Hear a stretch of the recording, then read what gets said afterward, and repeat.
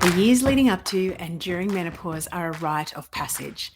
The wise woman inside of us is calling to slow down, to take stock, to speak our truth, to burn away all that no longer serves us, ready for our next cycle of life.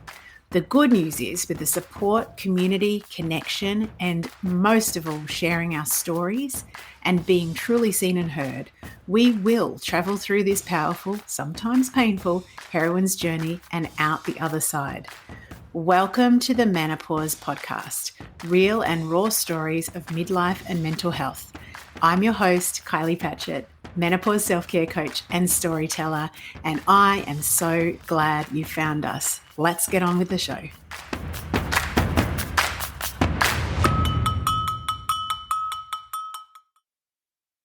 Hello, everybody. Welcome to another edition of the podcast. Today, I am so super excited to be chatting to Lois Blackburn. Hello, Lois. How are you? Good morning, Kylie. I'm slightly bemused and befuddled, but that's kind of typical for a Monday morning.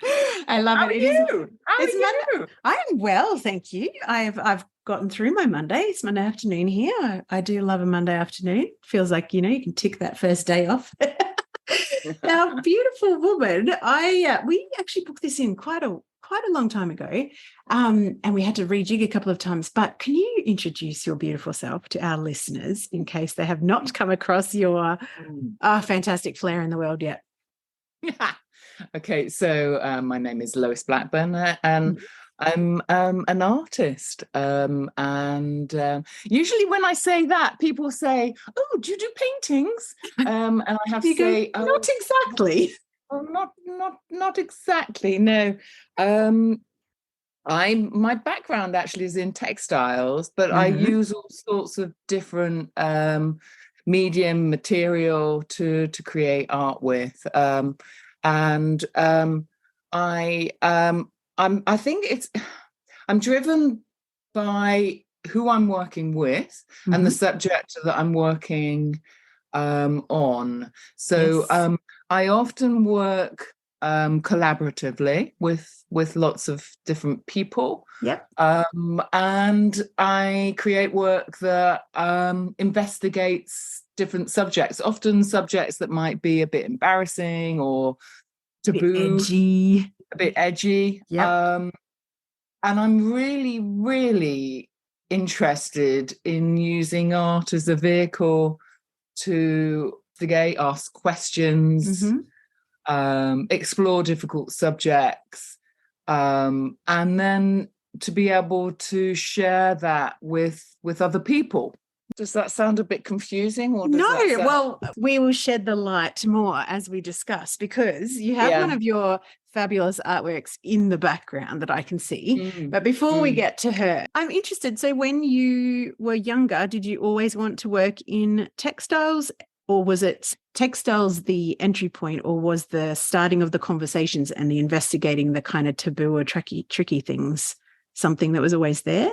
I really always wanted to be an artist. As a teenager, although I loved the idea of being an artist, what I wasn't interested in was getting in the hierarchical stuff. Yes. There's such beauty in creating work and such beauty in enjoying work and artwork. But I'm not interested in the capitalist system of commodity. Yes. And art being something that's bought and sold for profit. Yes. That is something that is a status. That the gallery system as well, where art is behind glass, is a lot of people are intimidated to go into art galleries. Yeah. Thought about that. A lot of people.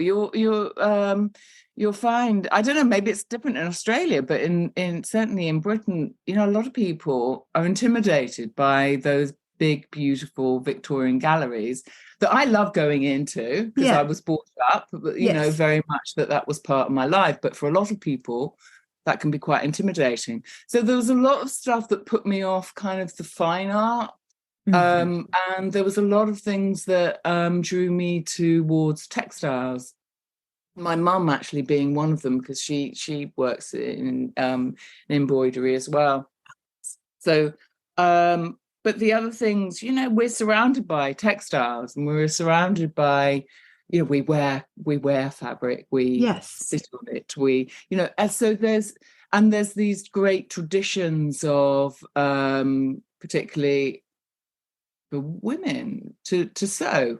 And so it has a much different way in, because the actual work, this is the real hypocrisy and the push and pull of it all, but the actual work that is produced by a lot of people working in textiles is incredibly powerful and worth as much respect and attention and as anything in oils.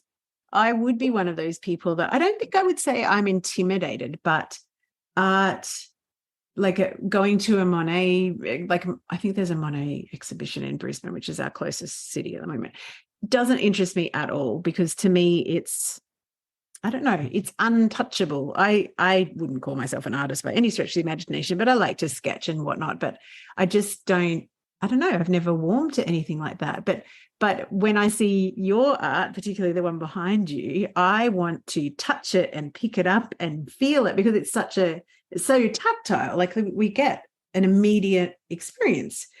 But what you're saying, I'm guessing, is that if the establishment doesn't take textiles and the type of art that you do seriously, in inverted commas, compared to an oil painting that's behind glass and very, could be whatever, then you're saying that your work doesn't get to be as accessible for people? Is that what you mean? Like, is that the trade-off? No, I just think that if and when work does go into a gallery, it can be. It's changing. It is definitely changing. Yeah. A bit of snobbery around it. Yeah. Probably because of the fact, it comes from craft traditions. But as we know, there's the trouble with craft and the trouble with beautiful embroideries and things, they were never signed. So there's no provenance. I've never thought about that. Of course not. And if you think about beautiful, beautiful clothes that were made in the past, they would have been worn till they disappeared, Correct. A beautiful, beautiful item of clothing from elaborately stitched, embroidered, would have been passed down through generations to the servants, to the people in the fields, and it would have been worn out. There's not the same visual, evidence it's like as a beautiful watercolor. It's like there's no formal pedigree, if that, I don't know whether they're the words that you would use. When did you start? Have you always made textile things to create conversations about the tricky stuff? And if so, where did that seed of an idea come from? To, like, I know you've got another project called Blood Sweat, which is all around like menopause and all the, tricky bits of that transition, which we'll get to as well. When's the first one that you've done? Have you always done this? Like, no. No, I haven't. I was I did a lot of work about collecting and collections, actually. And what sort of collections? Any collections, people who collect. But I can tell you some of the things we came across. So it was things like buttons, which is interesting because I've got a friend with button phobia. That's very specific. It is, isn't it? I had a good friend called Sam who has loads and loads of different collections, like little toy poodles or all sorts of different things. Now I collect fans. because I'm making fans, but they're kind of I can't afford the beautiful, expensive gorgeousnesses, the Victorian fans, and Edwardian fans, and so I collect kind of cheapo Chinese. But they still work. I was laughing work. Before we started recording. You said, "Oh, I need to get a fan," and I'm thinking, how many fans do you own? But of course, you're doing hundreds them. of the blinking Yes, things. of course you do. I make them as well. So yeah, no, all sorts of different things. I think my first collection probably was crisp packets and badges. Did you ever do the oven thing where you you shrunk them? That was such an what was that? 70s or 80s or something. I'm going to own up to, my daughters would be horrified that I'm actually saying this in public, but I actually have kept all their teeth.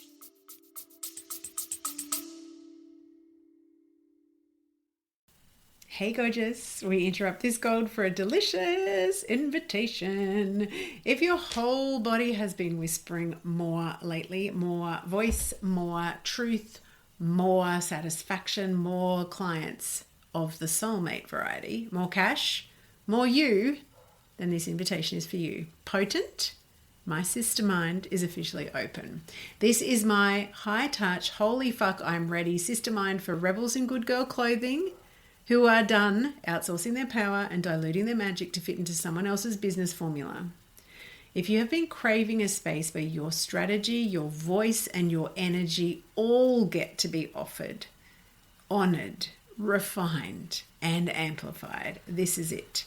Inside of Potent, you'll get my eyes on your business every single week, copy mentoring, and that is for brand copy and content storytelling that turns your truth into client catnip, energetic recalibration that helps you unhook old learned limitation patterns, keeping you quiet, not being seen, not being heard, real-time, high-touch, one-on-one coaching that actually sees the bigness of your vision, and the kind of sisterhood that does not flinch when you show up in your full, messy, brilliant, phoenix rising from the ashes glory.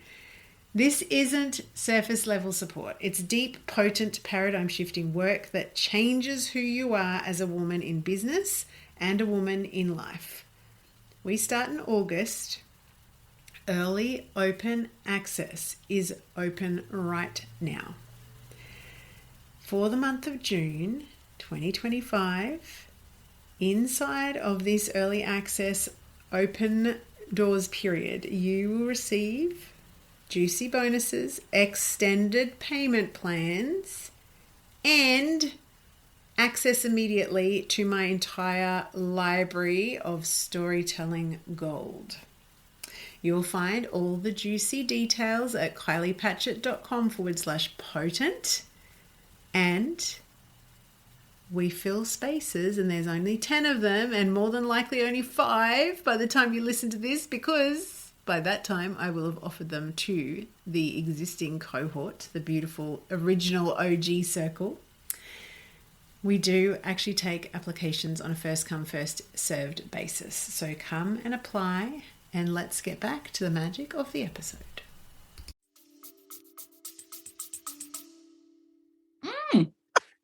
I don't think that's that unusual. Well, I didn't think it was. Toenail clippings and things. That's odd. No, I don't collect toenail. Well, gross. No, it is a bit weird though, because well, I thought that it was perfectly normal, but my kids think it's horrendous. And every so often, when their friends are over, they will go into my jewelry box and there's a little blue pouch. It's like, here's all our teeth. Like, well, if you ever went missing, I would have DNA samples. Anyway, that's a forensic biologist. I think somewhere back in this in time, you asked me about how I got into working with art and sharing stories. Yeah. So I set up a company with a friend called Arthur and Martha, and we were doing, I suppose, what's called arts and health. Mm-hmm. And we were working, we started off working with older people, and and finding different ways of creating art with them. Yes. And at that time, we were doing a lot of reminiscence work. Partner in the company, Phil, was a writer, is a writer, I should say. Oh. And we found different ways to combine the arts and the writing. We did a lot of publications. We did a lot of artworks there. And what was coming up all the time were these amazing stories. And it was just trying to find different ways to share those stories, because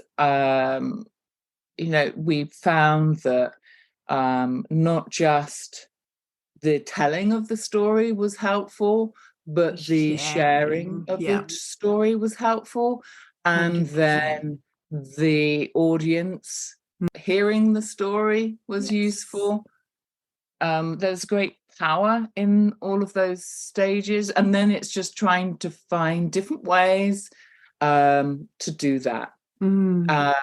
So powerful. And again, it's having the visual art with it can really open up conversations that you might not normally have. So I'm thinking, I did a project in 2019 called the War Widows Quill, and I worked with Nadine Muller, who's an academic, comes from the university, and she had started this amazing project gathering stories of women who war widows,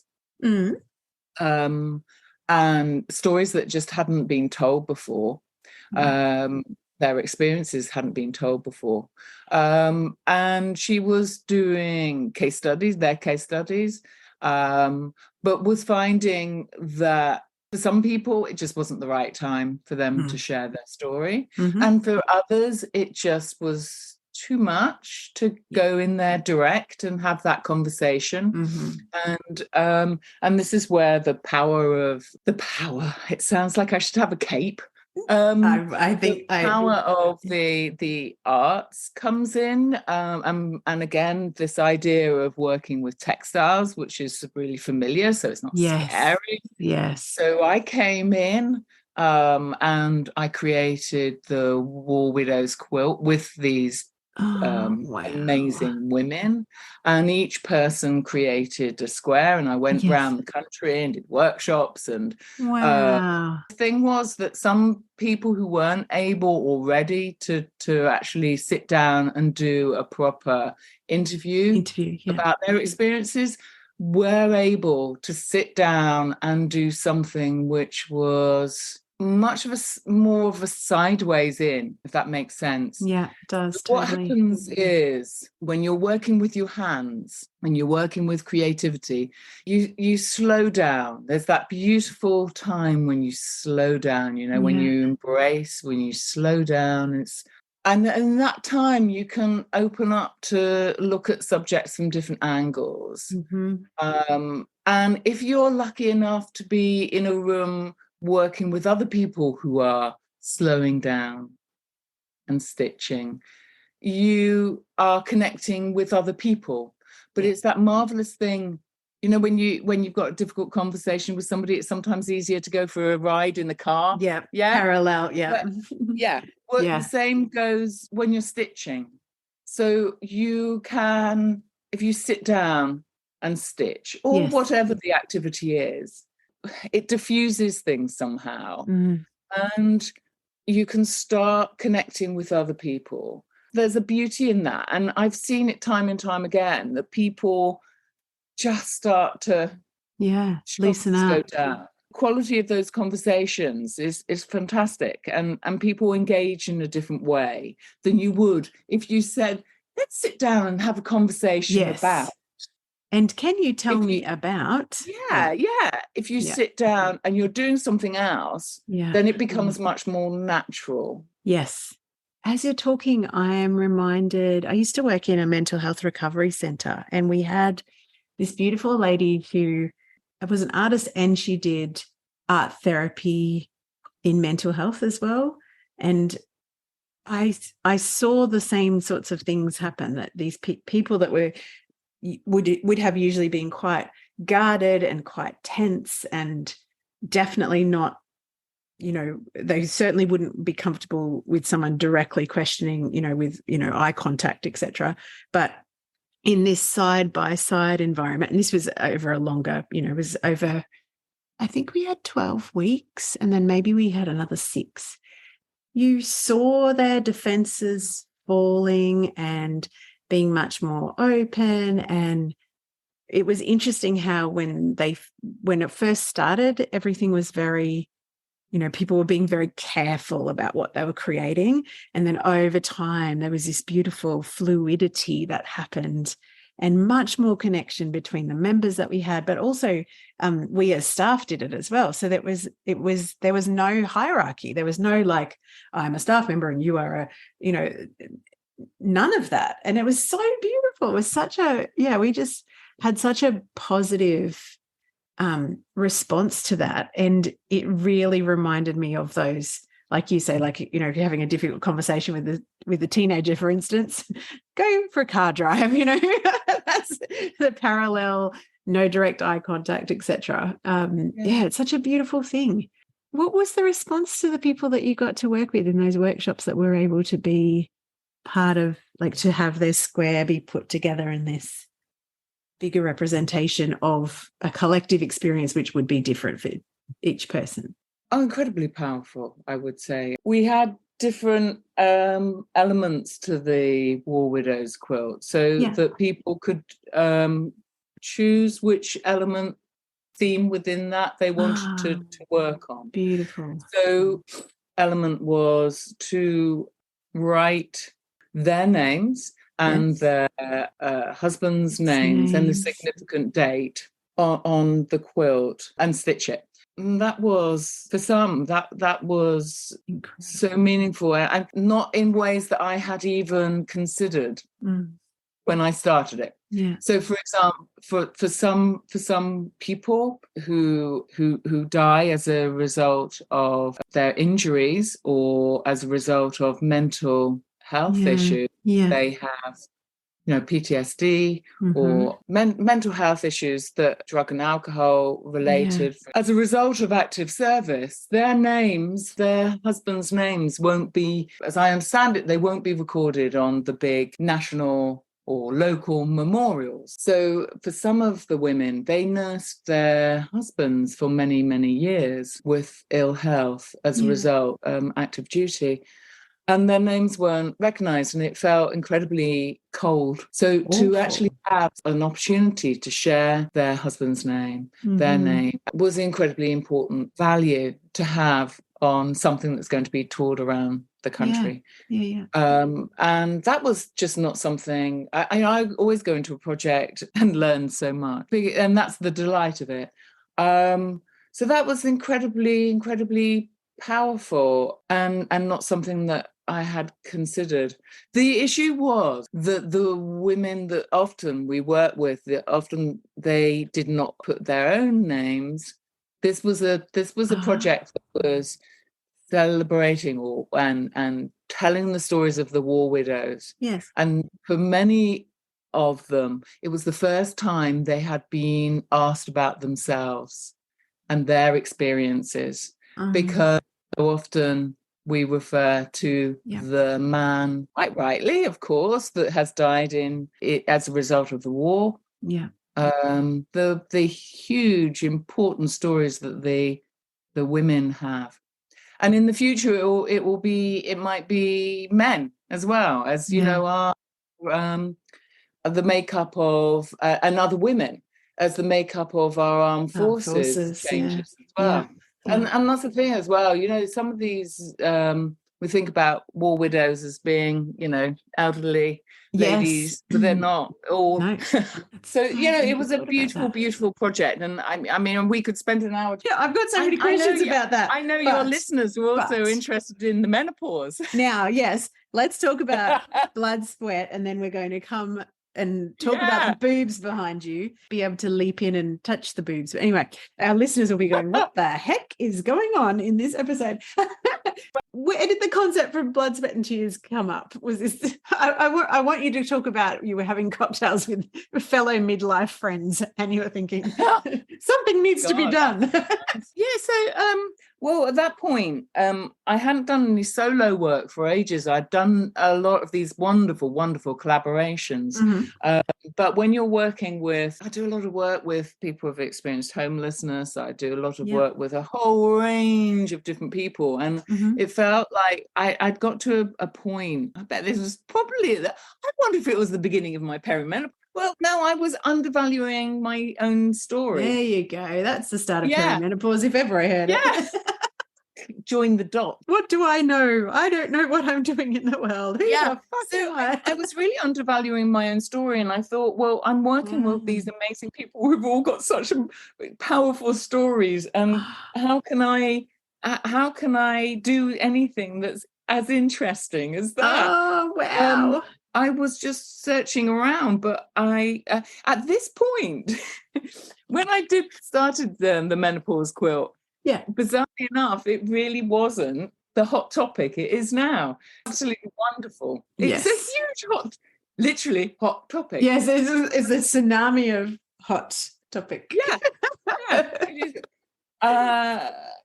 But so I was very lucky to kind of catch on the beginning of the wave, I suppose. It was just something that was happening to me, and but it wasn't being talked about. Wasn't even really being talked about me and my mates. Although, like anything, if you start talking about it, if you feel brave, then we can't shut up. Talk about it. Yes.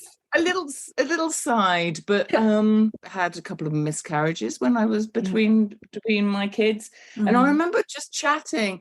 I thought, I'm in so much pain here. And I remember one day thinking, fuck this. Yes. Excuse me. Which I'm going to be brave enough, and I'm actually going to say something to somebody rather than keep this hidden. And I remember chatting to somebody, and they were like, oh God, it happened to me. And it's one of those things that people just don't talk about. And I think that's what, I guess that's the theme of today's conversation, isn't it?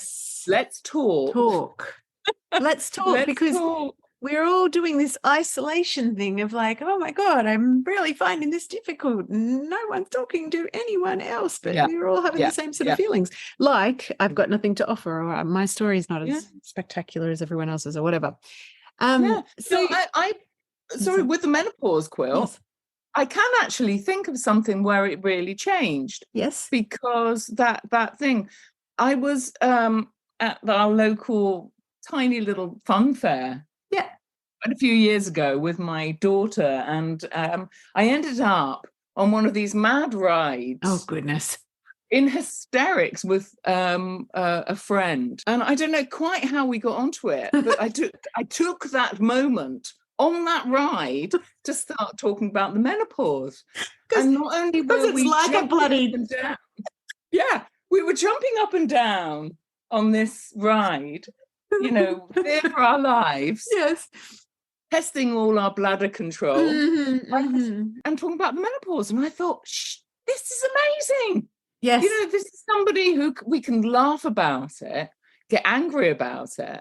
Yeah. And that started it. And I thought, well, why? This is the perfect theme. This is the perfect theme. Let's get it out there. Like you said before, you said before when you were talking about the work you've done with older people, it's the sharing of the story, then the telling of the story, then the hearer hearing the story, and then, informing their own kind of viewpoint of the subject, and then being able to share their own. There is so much power in speaking and hearing, and it's so healing to be able to do that as well. But when we're just staying quiet, joy of making. Yes. It's so joyous to use our hands. Yeah, and absolutely. It's the beauty of just celebrating, gently challenging yourself, because I'm a big believer in gently challenging yourself. Love that. Because if that's when you start growing, isn't it? Yes. And growing confidence. If you make mistakes, if you kind of go, this isn't quite right, I'm going to work on it again. But And sometimes in life that's really hard to do because confidence is so little. But if you can find ways that you can go, okay, that hasn't worked, I'm going to try it from a different angle. Yes. Sorry. Tell me more about gently challenging versus just challenging.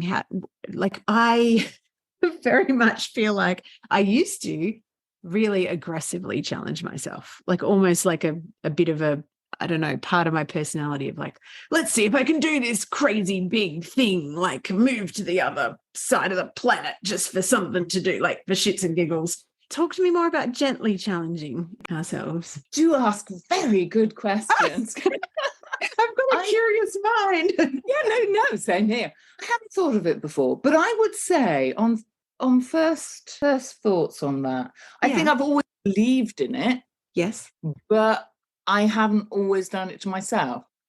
So I think that it's very easy as a facilitator, as an artist, to, if you like, to do that with other people. Yes. And to encourage that with other people. But whether you do that with yourself is very different.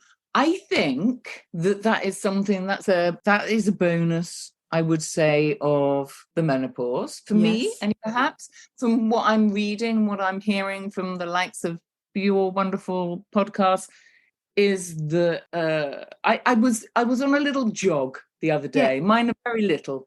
They're very little, half an hour. I love that you jog, because I used to jog. Oh, I'm so proud of myself for doing that. But for getting there, when I started, I felt like a sack of potatoes, and sometimes, I still feel like a sack of potatoes, but I'm doing it. But what I was thinking was, I was going through my local beautiful wood. I was going up the hill, a little slope, and as I was jogging, I was thinking, this is too hard. I'm going to slow down. I'm just going to walk for a bit. Yeah. And I thought to myself, you know what? In the past, I would have pushed on. I would have pushed on. And if I didn't make it, I would have been so annoyed and so peeved with myself. Yes. And I would have just really felt like, I'd failed. I'm not going to do it anymore. And now I'm kind of ringing in my head is those words of wisdom. Well, you just slow down. Slow down. You don't have to make it that hard. That's why I asked the question, because I'm interested. The word gently has never ever been in my vocabulary, and now I reckon that probably 3 or 4 times a day I have to be gentle with myself, or gentle with my expectations, or gentle with the fact that my body just does not want to run anymore and would much rather do a very quick yoga class. That type of, and I'm like, so is this, because when I read lots of books or listen to stories about other people's experiences as well, there seems to be this invitation of slowing down. And then I think also when I interview people like significantly post-menopausal, they're like, I'm back, I'm back to, and probably not the same as like in our 20s, but I'm just interested whether the gently has kind of been a new thing. It's it's interesting. Certainly for myself. Certainly for myself. I'm kinder to myself. Yes. And so it's one of those things, isn't it? It's easy to say to others, but it's hard to do for yourself. Yes. 100%. I want to go back to blood, sweat and tears. So you have this idea of doing a menopause quilt. How do you even start? Do you just like hang out your shingle and go, I want people to make squares for a quilt about the menopause? This was just a solo. So I thought about my own experiences. I did a lot of research about other people's experiences, and I created a quilt where full of paintings of objects that symbolized different elements of the menopause symptoms, really, and some some objects that symbolized some helpful things as well. Yes. So it might be a hot water bottle to symbolize cold flashes. Yep. which my sister had when she was going through the menopause. Or it might be a fan for a hot flash. Yes. It might be, I was like, what? How do I symbolize the rage? So how did you symbolize the rage? A cactus. Oh, I love it. I would have gone a voodoo doll. No. Oh, joking. Sometimes my rage is that bad, though. I'm like, far out, man. You need to just calm your farm, or someone who's going to get really seriously hurt. Okay, let's go and box. Go to the gym and box and get it out. Yeah. I love that idea. Voodoo. I can't say it. Yeah, that would be amazing. Oh, you've inspired a whole new range of projects now. I love it. As long as they don't actually look like real people, because that would be bad. That would be very bad. So I created this big quilt covered in these objects. From a distance, and it's on silk, so it's really kind of beautifully soft slinky, and lovely. And it was all painted using batik. Wow. And so from a distance, it just looks like a kind of mass of objects and kind of quite sweet.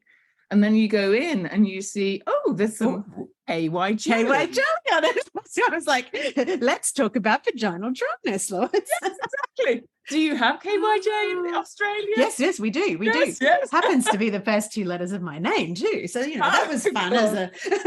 I like playing with that. I like playing with expectations and so cool. And then when I exhibited this piece as well, so it goes back to telling stories, doesn't it? So when I exhibited this piece, I always loved being a fly on the wall and just kind of stepping back and watching women's responses. Did you just do that the whole time? I would have had to be. How long was it being exhibited? I would have just been there every day with some popcorn.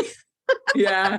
Well, it was delightful because I would have women going up to it, and then just taking a second look, and then just bursting into laughter. Or, a lot of people say, "Oh, it's not just me." Oh, wow. Yeah. See, I would go and see art like that, but art that's, I don't know, too fussy does not interest me at all. But that, something that makes me think or challenges my thinking or expands my horizons or challenges the status quo, big fan of that. As I love to do that. And so that to me is like, okay. So where did you exhibit? Was it in a gallery? Like what? How do you even broach that? So I've made this quilt about menopause, and I'm just thinking that it might look nice here.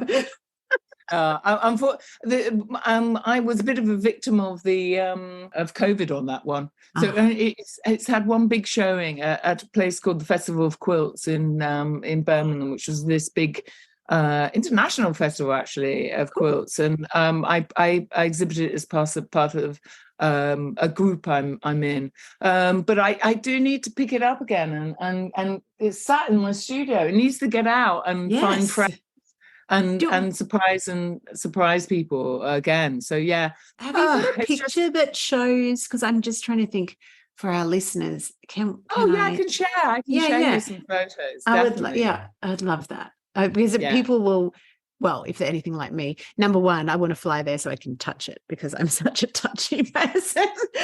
But at least being able to see it you could climb under it. You could put it on your bed and snuggle under stop. It. See, when I get my voodoo doll out, I can snuggle underneath my menopause quill. Okay, let's get to the boobs. Let's put our I know, I feel like I should be going boobs.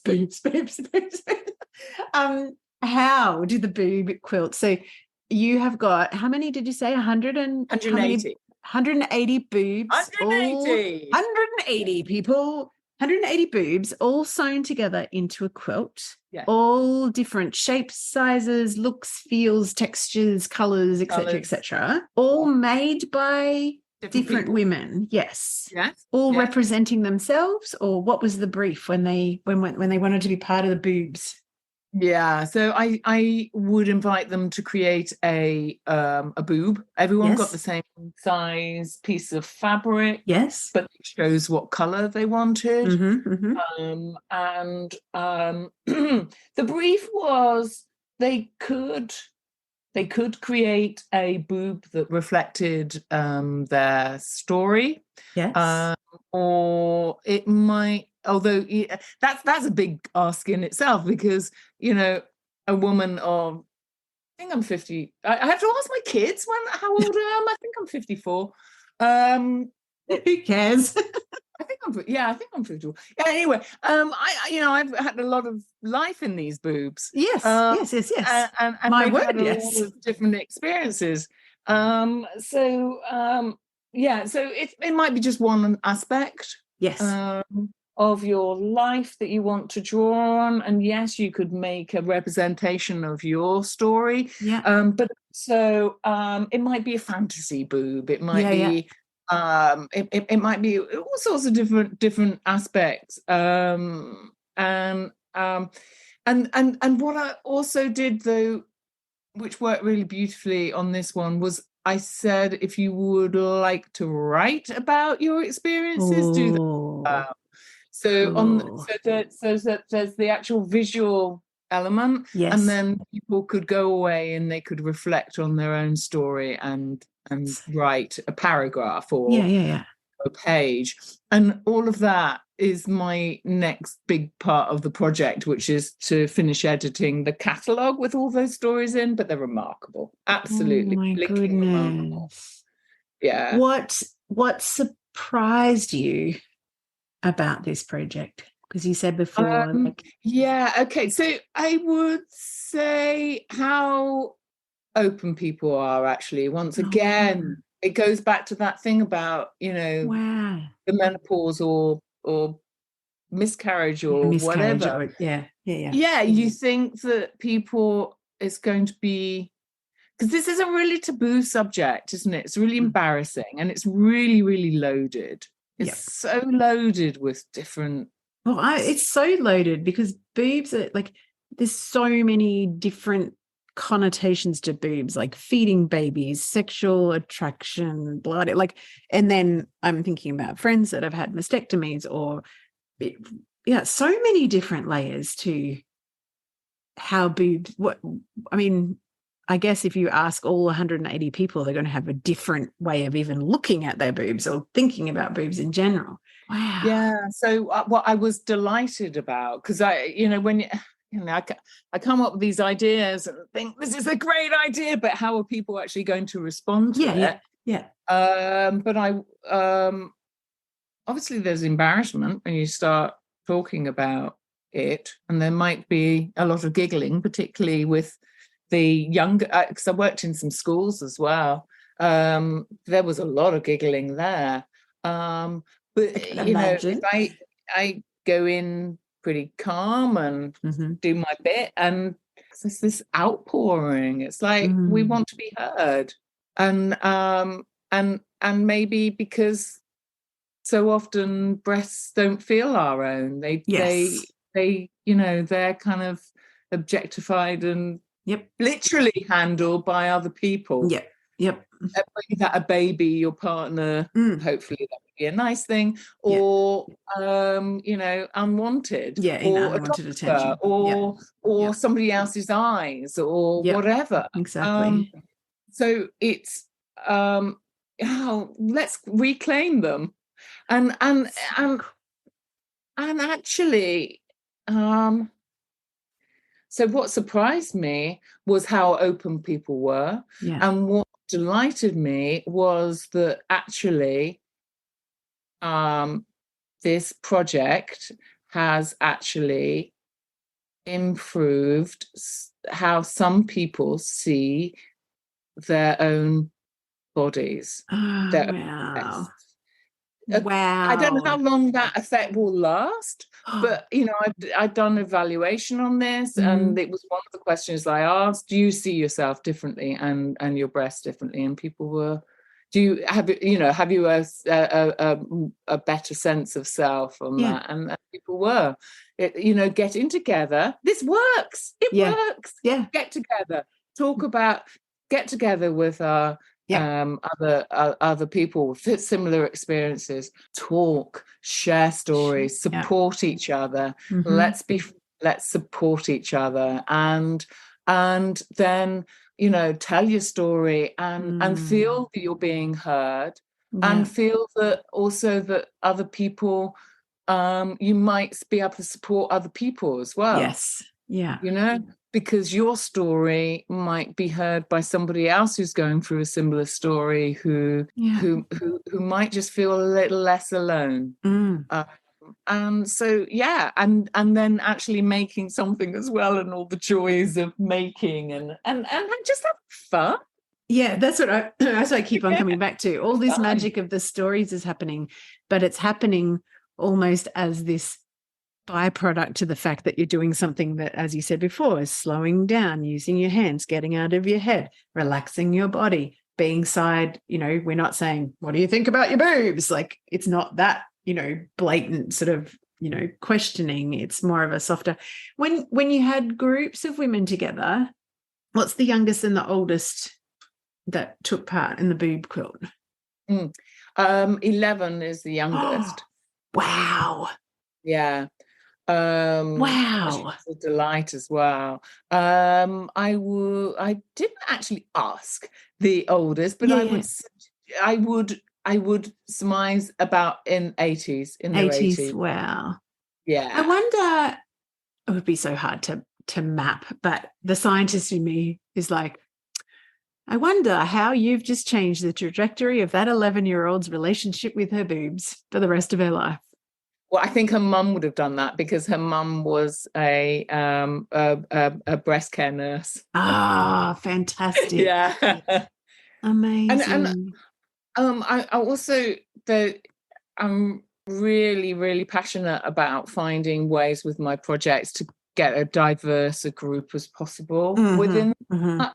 So so people from very different backgrounds. That's really, really important to my work, to my projects. Yes.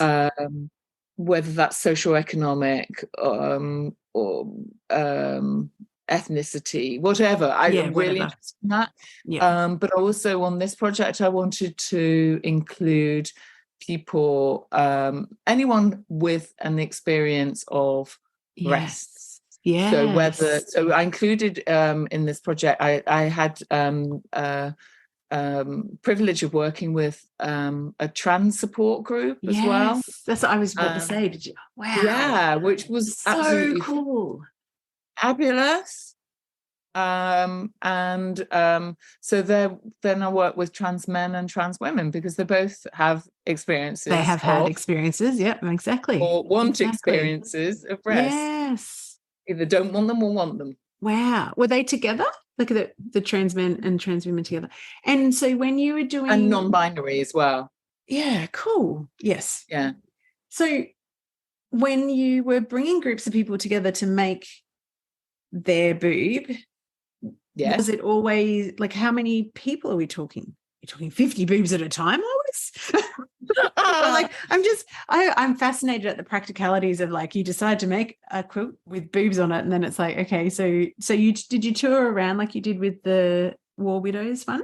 Yeah. So I would, I personally like to work with smaller groups, because I think then you less likely to get one person dominating the subject, and the quieter people are more likely to get involved. So ideally I actually like working with groups of about 8 to 10, but I will work with much bigger as well. The biggest group I worked with was actually one of the schools, which was 18, but I prefer the more successful groups in the schools were about 8 to 10 people. And the same with so I worked with quite a few women's groups. I worked with I've done a lot of work with a day centre for homeless people, and I work with a women's group there, and another group for vulnerable women, which was really powerful. Wow. I work with quite a few groups, cancer groups, survivors, and people who are actually going through treatment at the moment. I work, as I said, work with the schools, the trans group, also with a group of people who have Poland syndrome, which is something I have, and other groups, and which art students as well. That was great. Cool. A whole range of different people. And then also I opened it up to anyone who wanted to join in, and sold packs. I did some crowdfunding and sold packs on Etsy as well. Yeah. And so other sites were available. It's only just finished, isn't it? Like, we're only just talking about the finished product.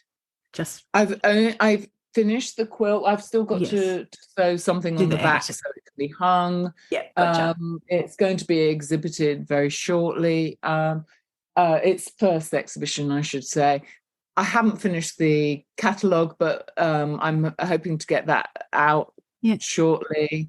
As I said, it has all these amazing stories in it and pictures of each quilt piece, and pictures of a lot of the people who made them as well. Photos of the people who made them.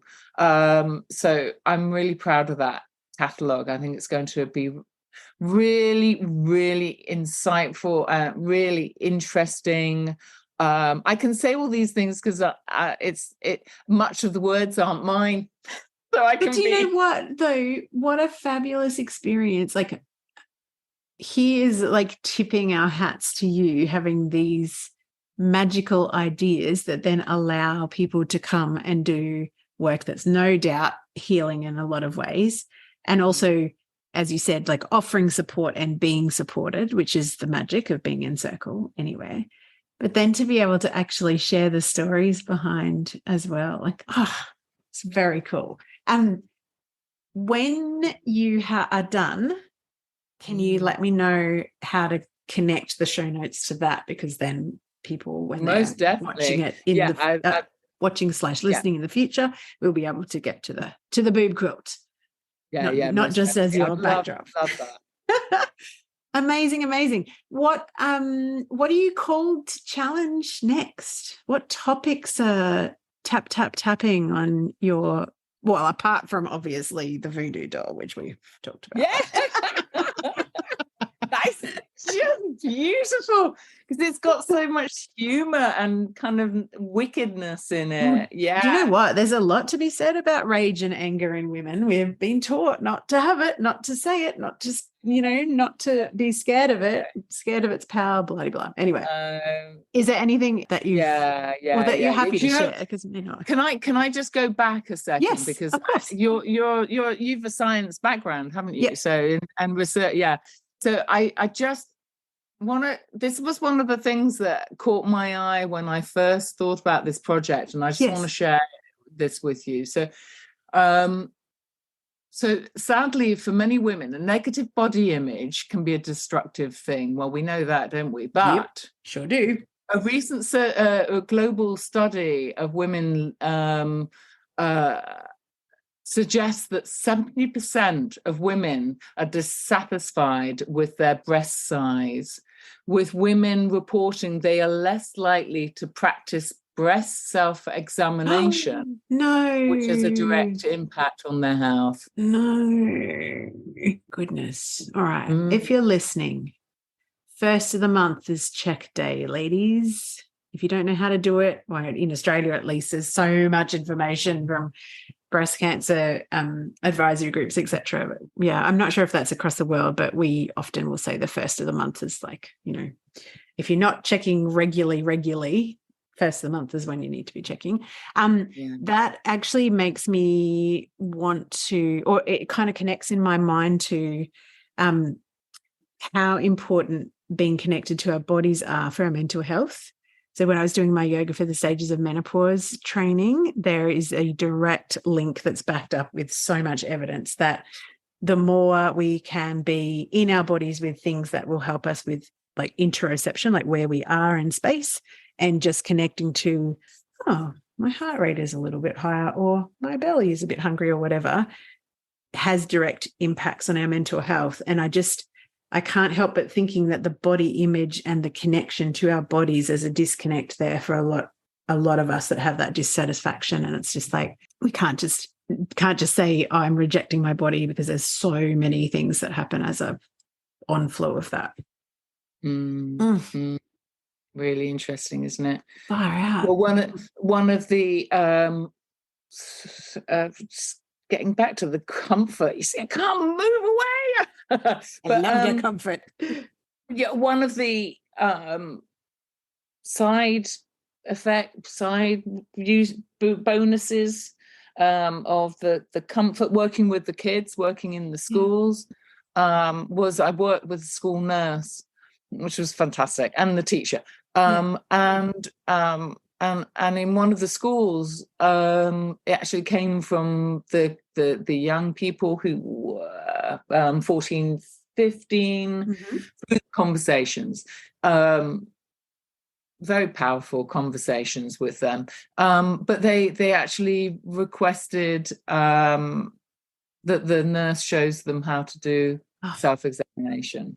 So it came from them. It came from this project. And now they're working with a charity called Copperfield, which I don't know if it's just a UK charity. I don't know. But yeah, so Copperfield, they work with young people, and they do really fun videos about self-examination, trying to kind of break down those boundaries and make them more accessible. And they're working with that charity, and some of the girls that did my project are becoming boob ambassadors. Boob ambassadors. Oh my God, I love it. Boob ambassadors in the school. They're talking that, from the work they did with me, they are now working with other kids in the schools to talk about their boobs, and they're even training up the next lot to replace them. Ripple effect. Yeah, that's cool, isn't it? Oh, I hope you actually lock that away in your heart for any other moments that you go, what? Well, I don't have anything to do. Like, excuse me. I call bullshit on that little voice. Oh, Lois. Can I just ask something? Yes, because or give us a little bit of food for thought as well. Yeah. So we covered a huge array of subjects within the breast stuff. A lot of it was negative. A lot of it was about how disappointed we are, or how a backache because our boobs are too big, or all the things, boob, all you could think of was the pleasure. Yeah. And why is that? Appreciation. Yeah. Why in this project are most of the stories about the pain, and why? Is it something that I was saying?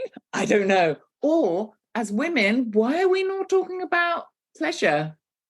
That's a very good question. The things that jump to my mind is exactly what I just said about anger and rage. It's like, we're not allowed to talk about the fact that we enjoy something. Surely good girls are not supposed to enjoy, like, I don't know. I end up working a lot around the good girl / people pleasing aspect of the patriarchal conditioning. And I think a big part of that is you are here for our pleasure and objectification, but you're certainly not here for your own pleasure.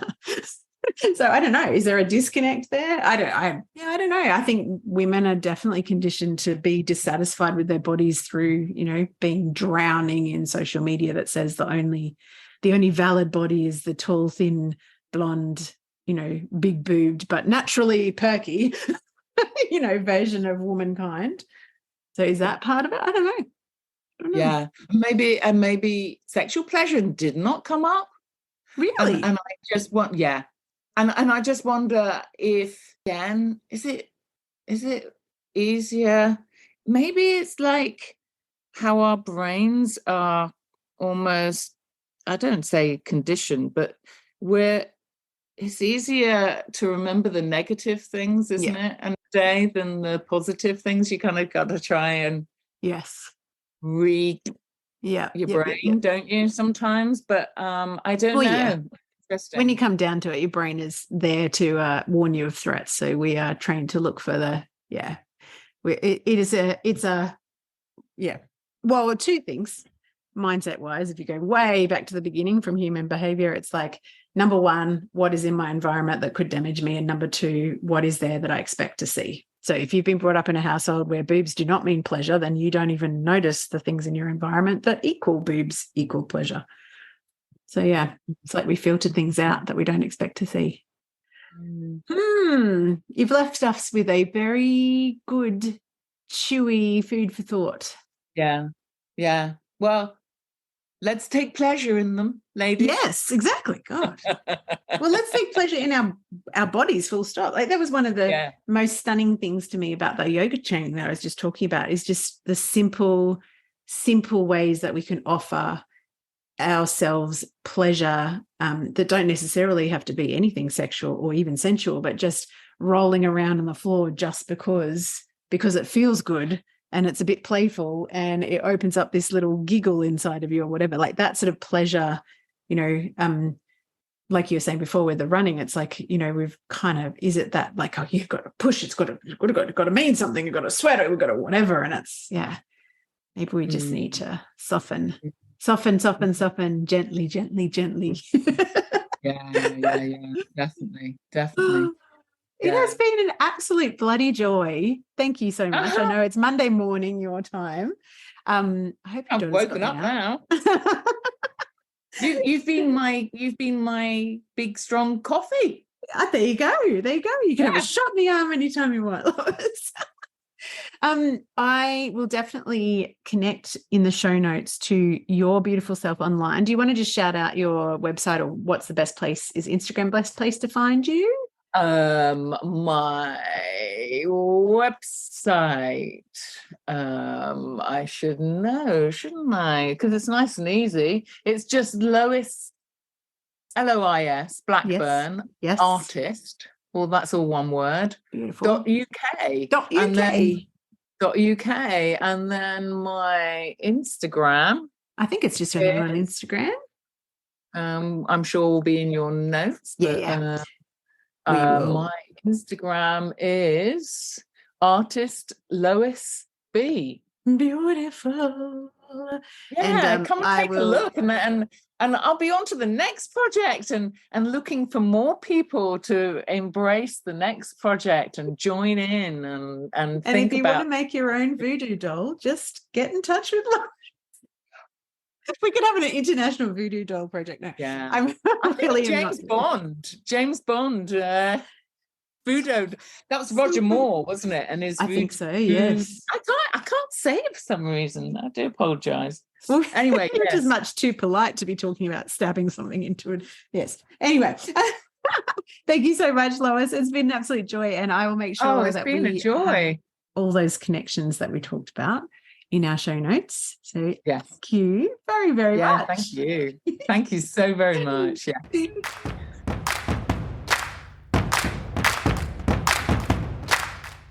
Thanks so much for listening into today's episode. If you love the show, as I hope you do, please take the time to subscribe on your favourite pod listening platform and rate and review. And for bonus points, if you have a friend or someone who popped to mind as you were listening to this episode, why not hit the share link wherever you're listening and send them a little love bomb. Like, listen to this. Did you know this is normal? I really, really, really would love to get these beautiful stories into the hearts and ears and minds of so many more midlife mavens. And your help spreading the love is truly, truly appreciated. Thank you so much. I'm Kylie Patchett, your host, and have a spectacular day.